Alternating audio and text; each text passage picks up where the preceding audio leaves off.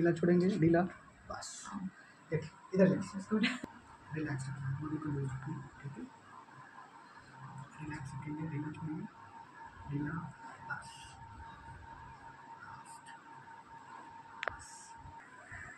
Just madam का आज एक एडजस्टमेंट किया हमने, होल बॉडी एडजस्टमेंट किया स्पाइन का, कैसा लग रहा है मैडम? वो हम जानना चाहते हैं। अमेजिंग, मेरी नेक काफी फ्री फील कर रही है and I can actually move it.